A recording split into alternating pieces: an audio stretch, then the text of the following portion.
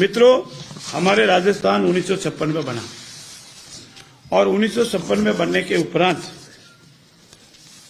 करीब लंबे समय तक सभी जिले हमारे यहाँ थे और 56 के बाद 2023 तक इस कालावधि में, ये कालावधि करीब लंबी 67 ईयर्स होती है, इसमें 7 जिले नए बने और पूर्ववर्ती सरकार ने अपने कार्यकाल के अंतिम चरण में, जिसका मैं अभी आपके सामने विस्तृत निवेदन भी करूंगा, 17 नवीन जिले, 3 नवीन संभाग की घोषणा की और जिसके अधिसूचना 5 अगस्त 2023 को जारी की।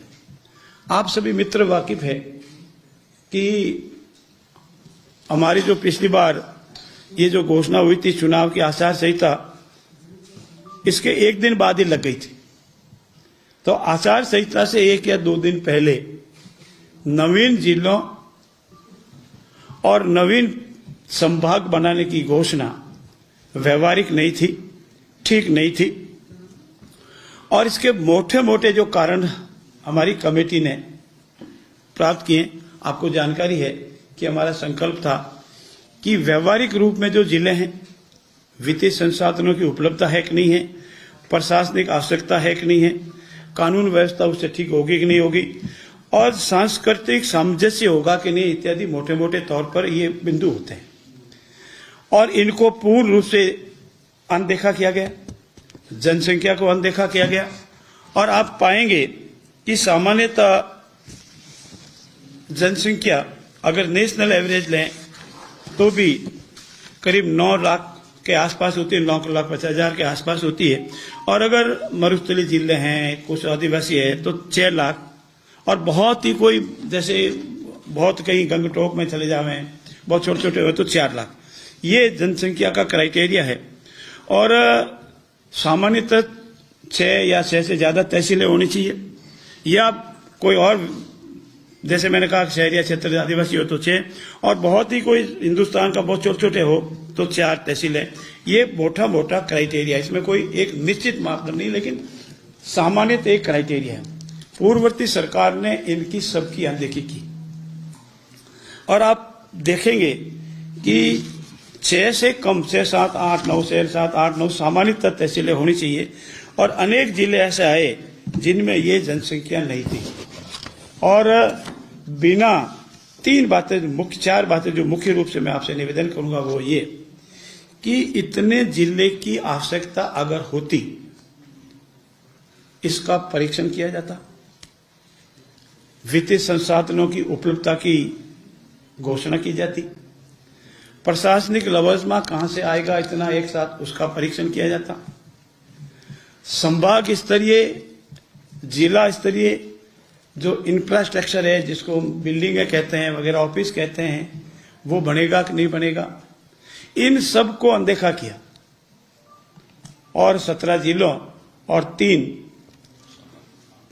नव गठित पंचायत समिति संभागों की घोषणा की और इसमें यह भी महत्वपूर्ण है कि इसमें न तो पद सृजित किए, न कार्यालय भवन की उपलब्धता को कोई सुनिश्चितता की, न विभागों हेतु बजट सुनिश्चित किए। तो जब आप पद सृजित नहीं कर रहे हो तो उस नवीन जिले में जाके कौन बैठेगा? अगर आप कार्यालय भवन की उपलब्धता नहीं है, उपलब्धता की व्यवस्था नहीं करो, टेम्परेरी करो, परमानेंट करो, जैसे भी हो, तो कैसे होगा? विभागों हेतु बजट अगर सुनिश्चित नहीं करोगे तो कहां से आएगा? पूरे जितने भी जिले बने उसमें से सिर्फ 18 विभागों में पद सृजन की अधिसूचना की, बाकी किसी में नहीं की गई। इसलिए हमारी सरकार ने आते ही एक तो हमारी मंत्रिमंडलीय उप समिति बनाई और हमारी मंत्रिमंडलीय उप समिति ने पाया कि ये जिले व्यवहारिक नहीं है, ये जिले जनहितार्थ नहीं है, ये जिले राजस्थान सरकार या राजस्थान राज्य पर अनावश्यक भार डाल रहा है। हमारी कमेटी ने यह भी पाया कि इन जिलों की उपयोगिता बिल्कुल नहीं है और बिना उपयोगिता, बिना संसाधनों के जिलों की घोषणा करना किसी भी रूप में ठीक नहीं है। जब 67 ईयर्स में 7 जिले बनते हैं तो 1 हफ्ते में, 2 हफ्ते में या 1 महीने में 17 जिले बनाना किसी तरह से उपयोगी नहीं है। इसीलिए कमेटी की सहयोग हेतु, मंत्रिमंडलीय समिति की सहयोग हेतु हमने एक एक्सपर्ट कमेटी भी बनाई और सेवानिवृत्त IAS डॉक्टर ललित के पवार की अध्यक्षता में कमेटी बनाई। उन्होंने पूरे नवीन जिलों में जाकर के नेशनल के जो मापदंड है उस पर को अन्य प्रदेशों में जिले बने उनको पूरी तरह से एग्जामिन किया और एग्जामिन करने के बाद उन्होंने भी ये रिपोर्ट दी कि नहीं, ये जो नवीन जिले बने हैं या नवीन संभाग बने हैं ये व्यवहारिक नहीं है, उचित नहीं है, राज्य के हित में नहीं है, उस जिले की जनता के हित में नहीं है, आपसी सामंजस्य भी नहीं है। अनेक जगह विरोध हुए हैं, हड़तालें हुई है, धरना लगाए, इसीलिए उचित नहीं है। और इसीलिए सरकार ने ये निर्णय लिया है कि ये हमारी जो अविवेकपूर्ण निर्णय सरकार ने बजट के साथ साथ प्रशासनिक समस्याएं खड़ी कर दी है और यही नहीं, आमजन ने अपने कार्यों को पहले जिलों के अनुसार कोई लाभ भी नहीं मिल पा रहा है।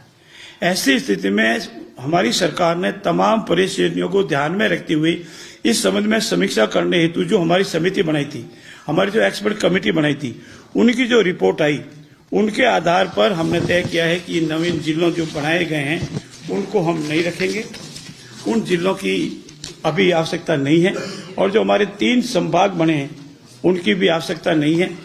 भविष्य में जब कभी भी सरकार ठीक लगेगी, जनता की मांग आएगी, कभी भी सरकार कर सकती है, इसमें कोई सरकार के ऊपर बंदिश नहीं है।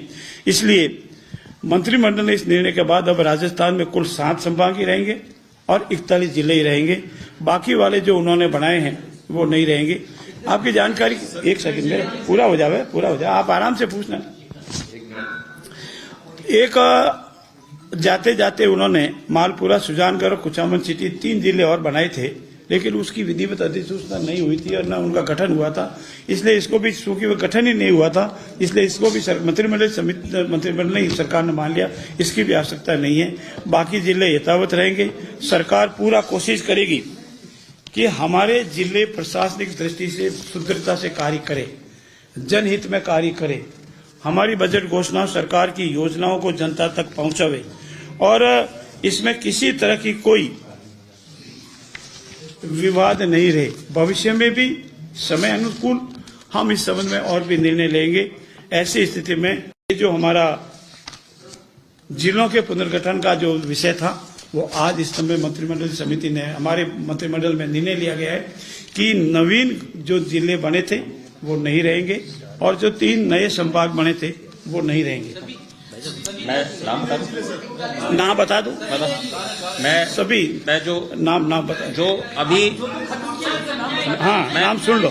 8 नए जिले रखे, 8 जिले रखे जा रहे हैं।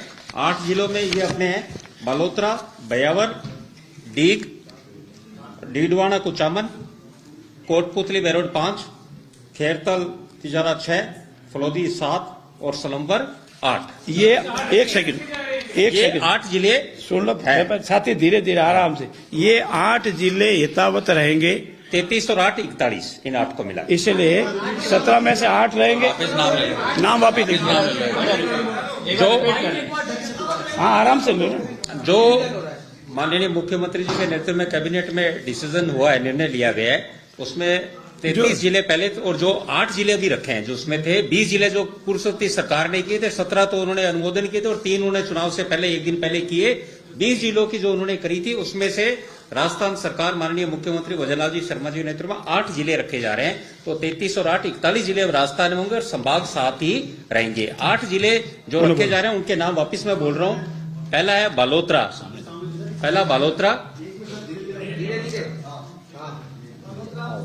यथावत रहेंगे। पहला बालोतरा, दूसरा बयावर यथावत रहेगा, ब्यावर, तीसरा डीग यथावत रहेगा, चौथा डीडवाना कुचामन यथावत रहेगा, 5वां कोटपुतली बेरोड यथावत रहेगा, 6ठा खेरतल तिजारा यथावत रहेगा, 7वां फलोदी यथावत रहेगा, 8वां सलुम्बर यथावत रहेगा। और 9 जिले जो चाहे तो मित्रों, बाकी वाले रिमेनिंग 9 जिले आपको पता ही है, नाम शायद वो भी बता सकते हैं। बता सकता हूँ, हाँ, नाम बता दो। जो जिले अब नहीं रहेंगे उनके नाम, ठीक है। मेरा इसमें निवेदन है कि ये प्रशासनिक तंत्र को विधिवत करने, प्रशासनिक तंत्र में सुधार करने, प्रभावी बनाने, राजस्थान को समृद्ध और विकसित बनाने के लिए सभी पहलुओं पर विचार करने के उपरांत सरकार ने निर्णय लिया है